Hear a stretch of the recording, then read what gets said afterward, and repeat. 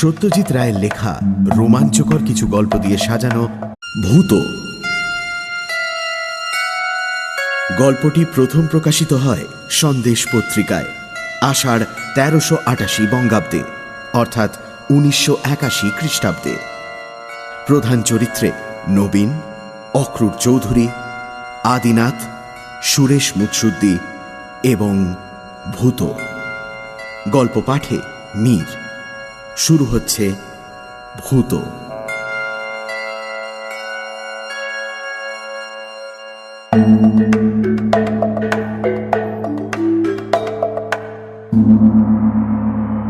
নবীনকে দ্বিতীয়বার হতাশ হয়ে ফিরে আসতে হল। অক্রুর বাবুর মন ভেজানো গেল না। উত্তর পাড়ার একটা ফাংশনে নবীন পেয়েছিল অক্রুর চৌধুরীর আশ্চর্য ক্ষমতার পরিচয়, ভেন্ট্রিলোকুইজম। খেলার নামটা নবীনের জানা ছিল না, সেটা বলে দেয় দ্বিজপদ। দ্বিজুর বাবা অধ্যাপক, তাঁর লাইব্রেরিতে নানান বিষয়ের বই। দ্বিজু নামটা বলে বানানটাও শিখিয়ে দিল, VENTRILOQUISM,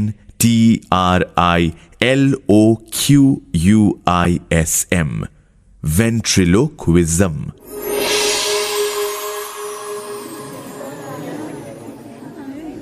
অক্রুর চৌধুরী মঞ্চে একা মানুষ, কিন্তু তিনি কথা চালিয়ে যাচ্ছেন আর একজন অদৃশ্য মানুষের সঙ্গে।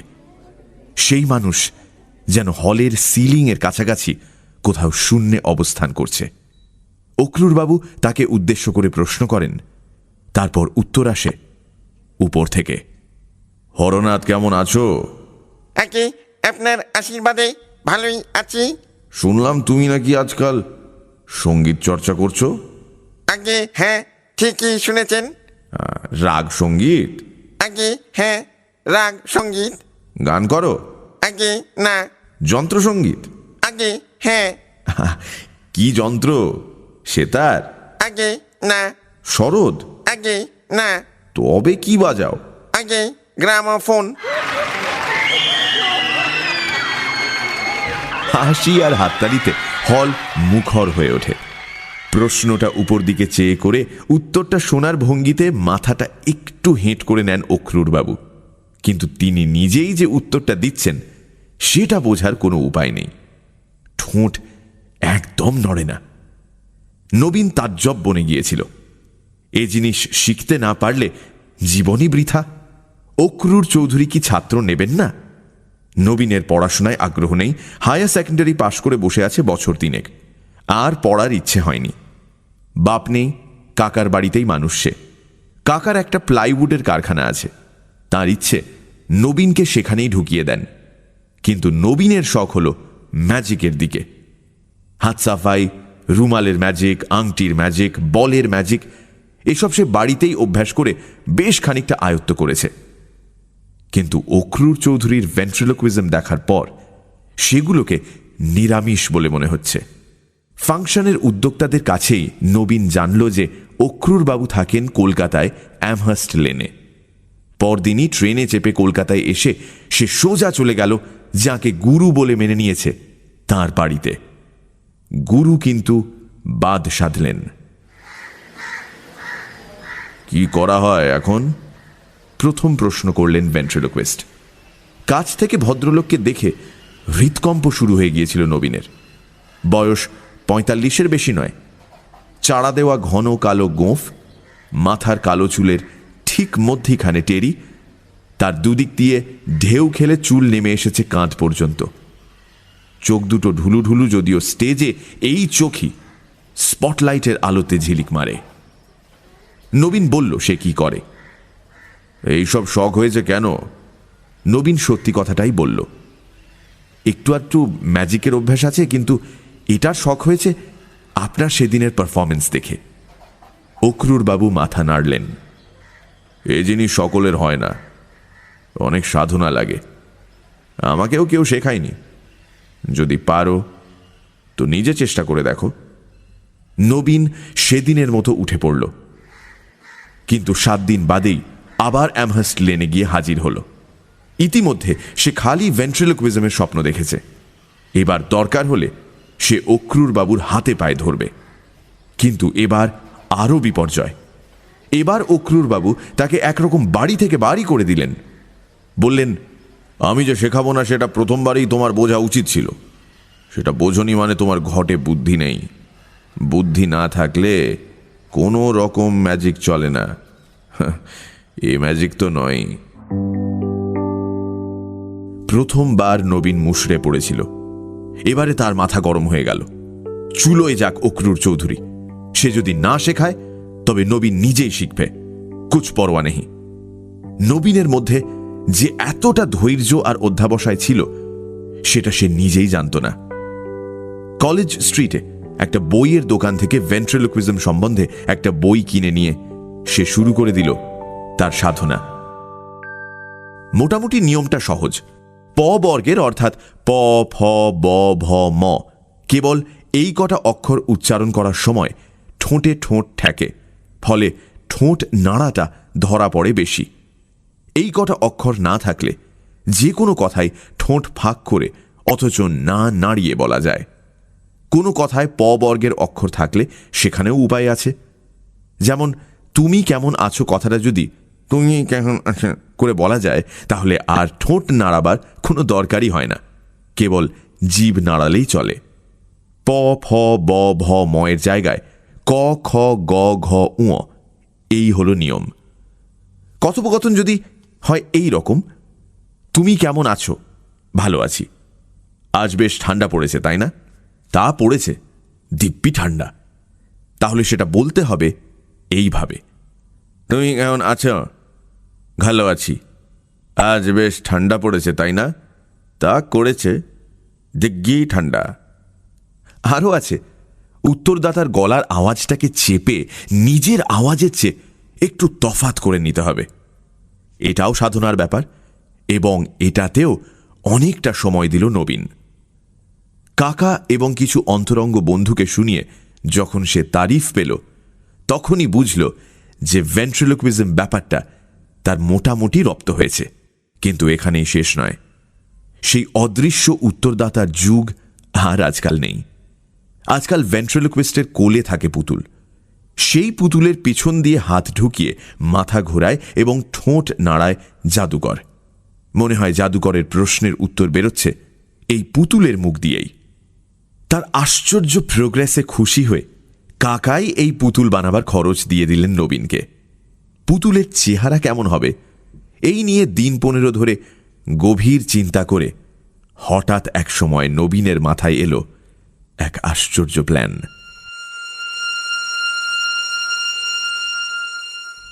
পুতুল দেখতে হবে অবিকল অক্রুর চৌধুরীর মতো, অর্থাৎ অক্রুর চৌধুরীকে হাতের পুতুল বানিয়ে সে তার অপমানের প্রতিশোধ নেবে।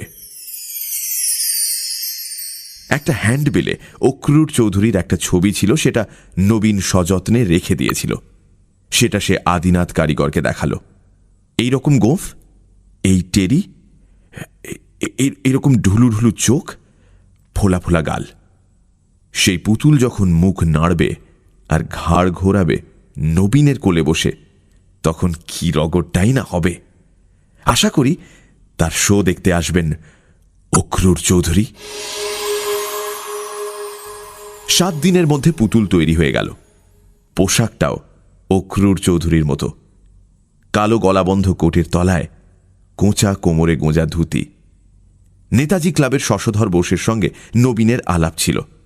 তাদের একটা ফাংশনে শশধরকে ধরে তার ভেন্ট্রিলোকুইজমের একটা আইটেম ঢুকিয়ে নিল নবীন। আর প্রথম অ্যাপিয়ারেন্সেই যাকে বলে হিট। পুতুলের একটি নামও দেওয়া হয়েছে অবশ্য, ভূতনাথ, সংক্ষেপে ভূত। ভূতর সঙ্গে নবীনের সংলাপ লোকের কাছে খুবই উপভোগ্য হয়েছিল। ভূত হল ইস্ট বেঙ্গলের সাপোর্টার আর নবীন মোহনবাগানের। বাগবিতণ্ডা এতই জমেছিল যে ভূত যে ক্রমাগত ইস্ট বেঙ্গল আর মোহনবাগান বলে চলেছে সেটা কেউ লক্ষ্যই করেনি। এরপর থেকেই বিভিন্ন ফাংশনে টেলিভিশনে ডাক পড়তে লাগল নবীনের। নবীনও বুঝল যে ভবিষ্যৎ নিয়ে তার আর কোনো চিন্তা নেই। রুজি রোজগারের পথ সে পেয়ে গেছে। অবশেষে একদিন অক্রুর চৌধুরীর সঙ্গে দেখা হলো নবীনের। মাস তিনেক হল নবীন উত্তরপাড়া ছেড়ে কলকাতায় মির্জাপুর স্ট্রিটে একটা ঘর ভাড়া নিয়ে রয়েছে। বাড়িওয়ালা সুরেশ মুৎসুদ্দি বেশ লোক। নবীনের খ্যাতির কথা জেনে তাকে সমীহ করে চলেন। সম্প্রতি মহাজাতি সদনে একটা বড় ফাংশনে নবীন এবং ভূত প্রচুর বাহবা পেয়েছে। ফাংশনের উদ্যোক্তাদের মধ্যে আজকাল নবীনকে নিয়ে কাড়াকাড়ি পড়ে গেছে। নবীনের নিজের ব্যক্তিত্বেও সাফল্যের ছাপ পড়েছে। তার চেহারা ও কথাবার্তায় একটা নতুন জৌলুস লক্ষ্য করা যায়। হয়তো মহাজাতি সদনের অনুষ্ঠানেই অক্রুর বাবু উপস্থিত ছিলেন এবং অনুষ্ঠানের উদ্যোক্তাদের কাছ থেকে নবীনের ঠিকানা জোগাড় করেছিলেন। সেদিনের আইটেমে নবীন আর ভূতর মধ্যে কথাবার্তা ছিল পাতাল রেল নিয়ে। যেমন, কলকাতায় পাতাল রেল হচ্ছে জানো তো ভূত? ওই হ্যাঁ তো। সে কি, তুমি কলকাতার মানুষ হয়ে পাতাল রেলের কথা জানো না? ভূত মাথা নেড়ে বলল, তবে হাসপাতাল রেলের কথা শুনেছি বটে। হাসপাতাল রেল? তাই তো শুনি, একটা বিরাট অপারেশন, সারা শহরের গায়ে ছুরি চলছে। শহরের এখন তখন অবস্থা হাসপাতাল ছাড়া আর কি।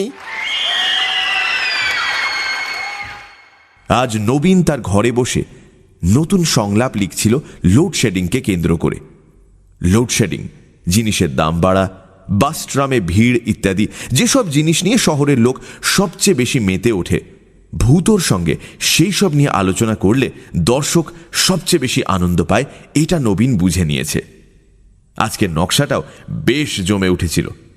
এমন সময় দরজায় টোকা পড়ল। নবীন দরজা খুলে বেশ খানিকটা হকচকিয়ে দেখল অক্রুর বাবু দাঁড়িয়ে আছেন। আসতে পারি? নিশ্চয়ই। নবীন ভদ্রলোককে ঘরে এনে নিজ চেয়ারটা তাঁর দিকে এগিয়ে দিল। অক্রুর বাবু তৎক্ষণাৎ বসলেন না। তার দৃষ্টি ভূতর দিকে। সে অনড়ভাবে বসে আছে নবীনের টেবিলের এক কোণে। অক্রুর বাবু এগিয়ে গিয়ে ভূতকে তুলে নিয়ে তার মুখটা বেশ মন দিয়ে দেখতে লাগলেন। নবীনের কিছু করার নেই। সে যে খানিকটা অস্বস্তি বোধ করছে না সেটা বললে ভুল হবে, তবে অক্রুর বাবুর হাতে অপমান হবার কথাটা সে মোটেই ভোলেনি। তোমার হাতের পুতুল বানিয়ে দিলে আমাকে? অক্রুর বাবু চেয়ারটায় বসলেন। হঠাৎ এমতি হলো কেন? নবীন বলল, কেন বানিয়েছি সেটা বোধহয় বুঝতে পারছেন। আমি অনেক আশা নিয়ে গিয়েছিলাম আপনার কাছে, সবটুকু ভেঙে দিয়েছিলেন আপনি। তবে এটুকু বলতে পারি, আপনার এই প্রতিমূর্তি কিন্তু আজ আমাকে প্রতিষ্ঠা এনে দিয়েছে। আমি খেয়ে পড়ে আছি এর জন্যই। অক্রুর বাবু এখনো ভূতর দিক থেকে চোখ সরাননি। বললেন, তুমি জানো কিনা জানি না, বারাসাতে সেদিন আমার একটা শো ছিল। স্টেজে নেমেই যদি চতুর্দিক থেকে ভূত ভূত বলে টিটকিরি শুনতে হয়, সেটা কি খুব সুখকর হয় বলে তুমি মনে করো? তোমার ভাত কাপড় আমি জোগাতে পারি, কিন্তু তোমার জন্য যে আমার ভাত কাপড়ের পথ বন্ধ হয়ে যাচ্ছে তার কি হবে? তুমি কি ভেবেছ আমি এটা এত সহজে মেনে নেব? সময়টা সন্ধ্যা। লোডশেডিং। টিম টিম করে দুটি মোমবাতি জ্বলছে নবীনের ঘরে। সেই আলোয় নবীন দেখল অক্রুর বাবুর চোখ দুটো স্টেজে যেমন জলজল করে সেইভাবে চলছে। ছোট্ট মানুষটার বিশাল একটা দোলায়মান ছায়া পড়েছে ঘরের দেয়ালে। টেবিলের ওপর ঢুলু ঢুলু চোখ নিয়ে বসে আছে ভূতনাথ, অনড়, নির্বাক। তুমি জানো কিনা জানি না, বললেন অক্রুর বাবু, ভেন্ট্রিলোকুইজমেই কিন্তু আমার জাদুর দৌড় শেষ হয়ে যাচ্ছে না। আমি 18 বছর বয়স থেকে 38 বছর পর্যন্ত আমাদের দেশের একজন অজ্ঞাতনামা অথচ অসাধারণ ক্ষমতা সম্পন্ন জাদুকরের শিষ্যত্ব করেছি। কলকাতা শহরে নয়, হিমালয়ের পাদদেশে এক অত্যন্ত দুর্গম স্থানে। সে জাদু আপনি মঞ্চে দেখিয়েছেন কখনো? না, তা দেখায়নি, কারণ সেসব স্টেজে দেখানোর জিনিস নয়। রোজগারের পন্থা হিসেবে আমি সে জাদু ব্যবহার করব না, এ প্রতিশ্রুতি আমি দিয়েছিলাম আমার গুরুকে। সে কথা আমি রেখেছি। আপনি আমাকে কি বলতে চাইছেন সেটা ঠিক বুঝতে পারলাম না। আমি শুধু সতর্ক করে দিতে এসেছি, তোমার মধ্যে সাধনার পরিচয় পেয়ে আমি খুশিই হয়েছি। ভেন্ট্রিলোকুইজম যেমন তোমাকে আমি শেখাইনি, তেমনি আমাকেও কেউ শেখায়নি। পেশাদারী জাদুকররা তাদের আসল বিদ্যা কাউকে শেখায় না, কোনো দিনই শেখায়নি। ম্যাজিকের রাস্তা জাদুকরদের নিজেদেরই করে নিতে হয়, যেমন তুমি করে নিয়েছ। কিন্তু তোমার পুতুলের আকৃতি নির্বাচনে তুমি যে ধৃষ্টতা দেখিয়েছ সেটা আমি বরদাস্ত করতে পারছি না। শুধু এইটুকুই বলতে এসেছি তোমাকে। অক্রুর বাবু চেয়ার ছেড়ে উঠে পড়লেন। তারপর ভূতনাথের দিকে চেয়ে বললেন, আমার চুল আর গোঁফ এতদিন কাঁচা ছিল, এই সবে পাকতে শুরু করেছে। তুমি দেখছি সেটা অনুমান করে আগে থেকে কিছু পাকা চুল লাগিয়ে রেখেছ। যাক, আমি তাহলে আসি। অক্রুর বাবু চলে গেলেন। নবীন দরজাটা বন্ধ করে দিয়ে ভূতনাথের সামনে এসে দাঁড়ালো। পাকা চুল, ঠিকই, দু একটা পাকা চুল ভূতনাথের মাথায় এবং গোঁফও রয়েছে বটে। এটা নবীন এতদিন লক্ষ্য করেনি। সেটাও আশ্চর্য, কারণ ভূতকে কোলে নিলে সে নবীনের খুবই কাছে এসে পড়ে, আর সব সময় তার দিকে তাকিয়েই কথাবার্তা চলে। সাদা চুলগুলো আগেই চোখে পড়া উচিত ছিল। যাই হোক, নবীন আর এই নিয়ে ভাববে না। দেখার ভুল সব মানুষেরই হয়। মুখ চোখের দিকে বেশি দৃষ্টি দিয়েছে নবীন। চুলটা তেমন ভালো করে দেখেনি, কিন্তু তাও মন থেকে খটকা গেল না। ভূতকে বইবার জন্য নবীন একটা চামড়ার কেস করে নিয়েছিল। সেই কেসে ভরে সে পরদিন হাজির হল চিতপুরে আদিনাথ পালের কাছে। তার সামনে কেস থেকে ভূতকে বার করে মেঝেতে রেখে নবীন বললে, দেখুন তো, এই পুতুলের মাথায় আর গোঁফে যে সাদা চুল রয়েছে সে কি আপনারই দেওয়া? আদিনাথ পাল ভারী অবাক হয়ে বলল, এ আবার কি বলছেন স্যার? পাকা চুলের কথা তো আপনি বলেননি। বললে কাঁচা পাকা মিশিয়ে দিতে তো কোনো অসুবিধা ছিল না। দুরকম চুলই তো আছে স্টকে, যে যেমনটি চায়। ভুল করে দু একটা সাদা চুল মিশে যেতে পারে নাকি? ভুল তো মানুষেরই হয় বটেই, তবে তেমন হলে আপনি পুতুল নেবার সময় বলতেন নাকি? আমার কি মনে হয় জানেন স্যার, অন্য কেউ এসে চুল লাগিয়ে দিয়েছে, আপনি টের পাননি। তাই হবে নিশ্চয়ই। নবীনের অজান্তেই ঘটনাটি ঘটেছে।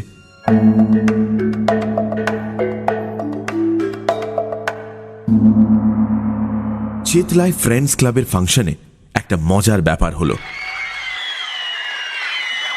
ভূতর জনপ্রিয়তার এইটাই প্রমাণ যে ফাংশনের উদ্যোক্তারা তার আইটেমটি রেখেছিলেন সবার শেষে। লোডশেডিং নিয়ে রসালো কথোপকথন চলেছে ভূত আর নবীনে। নবীন দেখল যে ভূতর উত্তরে সে যে সবসময় তৈরি কথা ব্যবহার করছে তা নয়। তার কথায় অনেক সময় এমন সব ইংরেজি শব্দ ঢুকে পড়ছে যেগুলো নবীন কখনো ব্যবহার করে না। বড়জোর তার মানেটা জানে। নবীনের পক্ষে এ একেবারে নতুন অভিজ্ঞতা।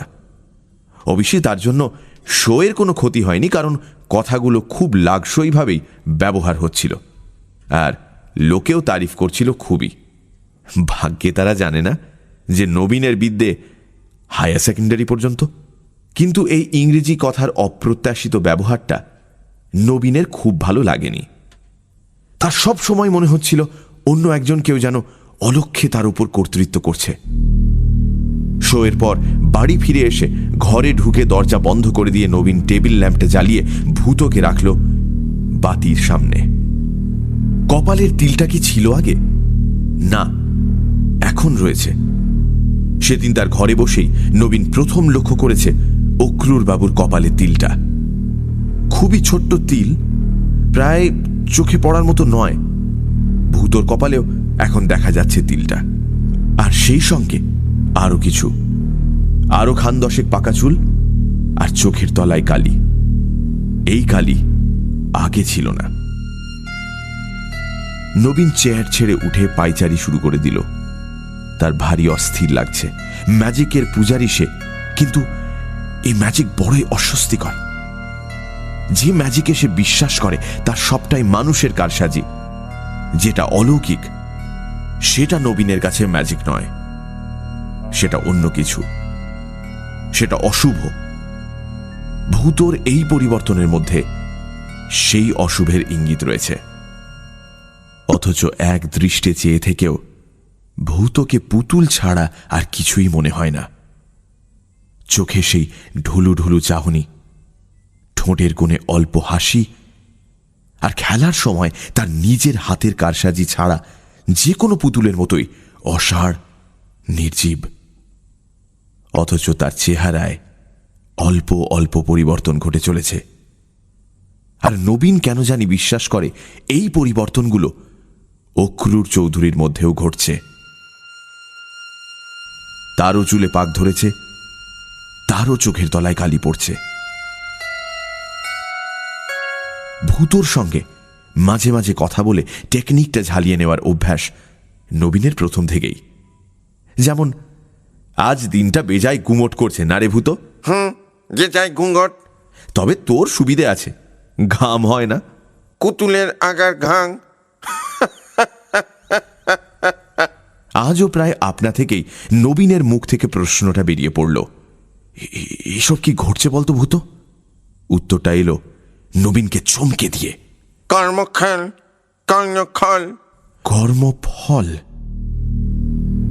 নবীনের ঠোঁট দিয়েই উচ্চারণটা হয়েছে যেমন হয় স্টেজে, কিন্তু উত্তরটা তার জানা ছিল না।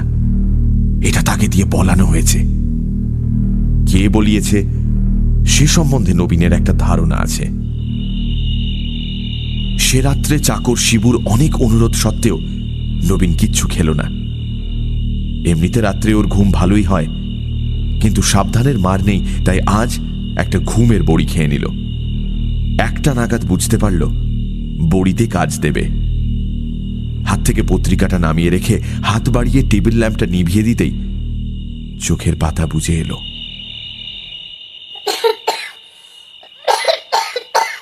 ঘুমটা ভেঙে গেল মাঝরাত্রিরে। ঘরে কে কাশল? সে নিজে কি? কিন্তু তার তো কাশি হয়নি। অথচ কিছুক্ষণ থেকেই যেন খুক খুক শব্দ শুনতে পাচ্ছে সে। ল্যাম্পটা জ্বালালো নবীন। ভূতনাথ বসে আছে সেই জায়গাতেই, অনড়। তবে তার দেহটা যেন একটু সামনের দিকে ঝোঁকা, আর ডান হাতটা ভাঁজ হয়ে বুকের কাছে চলে এসেছে। নবীন ঘড়িতে দেখল 3:30। বাইরে পাহারাওয়ালার লাঠির ঠক ঠক। দূরে কুকুর ডাকছে। একটা পেঁচা কর্কশ স্বরে ডাকতে ডাকতে উড়ে গেল তার বাড়ির উপর দিয়ে। পাশের বাড়িতে কারুর কাশি হয়েছে নিশ্চয়ই, আর জানলা দিয়ে হাওয়া এসে ভূতর শরীরটাকে সামনে ঝুঁকিয়ে দিয়েছে। 20 শতাব্দীতে কলকাতা শহরের জনবহুল মির্জাপুর স্ট্রিটে তার এহেন অহেতুক ভয় অত্যন্ত বিসদৃশ। নবীন ল্যাম্পটা নিভিয়ে দিল এবং আবার অল্পক্ষণের মধ্যেই ঘুমিয়ে পড়ল। পরদিন ফিনলে রেক্রিয়েশন ক্লাবের বাৎসরিক ফাংশনে নবীন প্রথম ব্যর্থতার আস্বাদ পেল। প্রকাণ্ড হলে প্রকাণ্ড অনুষ্ঠান। যথারীতি তার আইটেম হল শেষ আইটেম। আধুনিক গান, আবৃত্তি, রবীন্দ্রসঙ্গীত, কত্থক নাচ ও তারপর নবীন মুন্সির ভেন্ট্রিলোকুইজম। সকালে বাড়ি থেকে বেরোবার আগে নিজের গলার যত্ন নেবার জন্য যা করার সবই করেছে নবীন। গলাটাকে পরিষ্কার রাখা খুবই দরকার, কারণ সূক্ষ্মতম কন্ট্রোল না থাকলে ভেন্ট্রিলোকুইজম হয় না। স্টেজে ঢোকার আগে পর্যন্ত সে দেখেছে তার গলা ঠিক আছে। এমনকি ভূতকে প্রথম প্রশ্ন করার সময়ও সে দেখেছে গলা দিয়ে পরিষ্কার স্বর বেরোচ্ছে। কিন্তু সর্বনাশ হল ভূতর উত্তরে। এ উত্তর দর্শকের কানে পৌঁছবে না, কারণ সর্দি কাশিতে বসে গেছে সে গলা। আর এটা শুধু ভূতর গলা, নিজের গলা সাফ এবং স্পষ্ট। লাউডার প্লিজ বলে আওয়াজ দিল পিছনের দর্শক। সামনের দর্শক অপেক্ষাকৃত ভদ্র, তাই তারা আওয়াজ দিলেন না। কিন্তু নবীন জানে যে তারা ভূতর একটা কথাও বুঝতে পারছেন না। আরো 5 মিনিট চেষ্টা করে নবীনকে মাপ চেয়ে স্টেজ থেকে বিদায় নিতে হলো। এমন লজ্জাকর অভিজ্ঞতা তার জীবনে এই প্রথম। সেদিনের পারিশ্রমিকটা নবীন নিজেই প্রত্যাহার করল। এ অবস্থায় টাকা নেওয়া যায় না। এই বিভীষিকাময় পরিস্থিতি নিশ্চয়ই চিরকাল চলতে পারে না। অল্প দিনের মধ্যেই আবার স্বাভাবিক অবস্থা ফিরে আসবে এই বিশ্বাস নবীনের আছে। ভাদ্র মাস, গরম প্রচণ্ড, তার উপরে এই অভিজ্ঞতা। নবীন যখন বাড়ি ফিরল তখন রাত 11:30। সে রীতিমতো অসুস্থ বোধ করছে। এই প্রথম ভূতর উপর একটু রাগ অনুভব করছে সে, যদিও সে জানে ভূত তারই হাতের পুতুল। ভূতর দোষ মানে তারই দোষ। টেবিলের ওপর ভূতকে রেখে নবীন দক্ষিণের জানালাটা খুলে দিল। হাওয়া বিশেষ নেই, তবে যেটুকু আসে, কারণ আজ শনিবার, রাত 12টার আগে পাখা চলবে না। নবীন মোমবাতিটা জেলে টেবিলে রাখতেই একটা জিনিস দেখে তার হাত পা ঠান্ডা হয়ে গেল।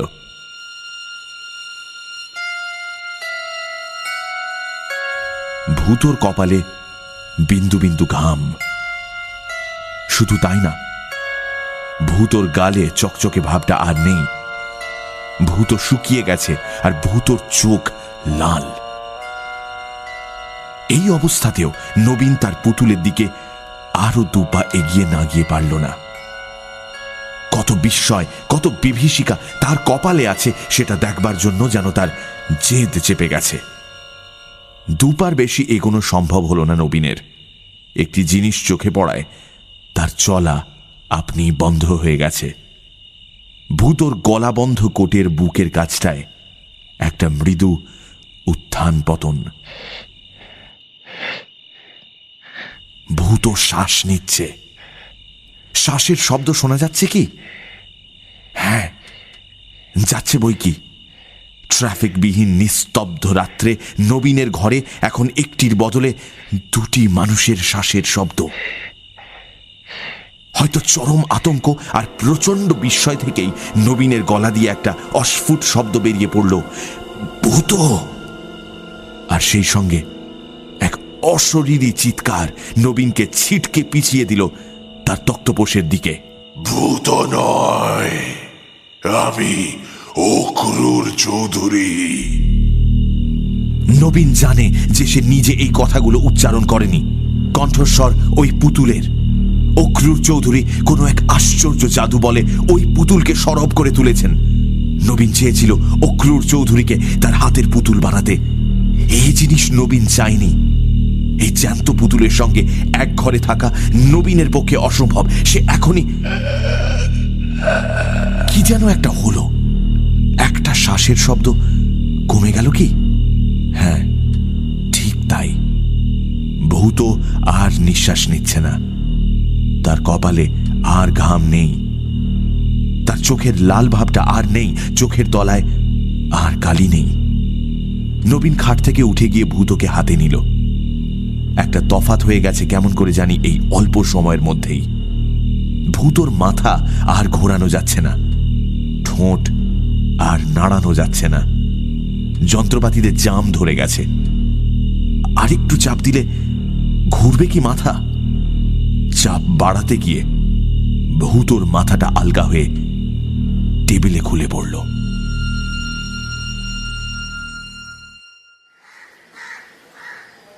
পরদিন সকালে সিঁড়িতে নবীনের দেখা হলো বাড়িওয়ালা সুরেশ মুৎসুদ্দির সঙ্গে।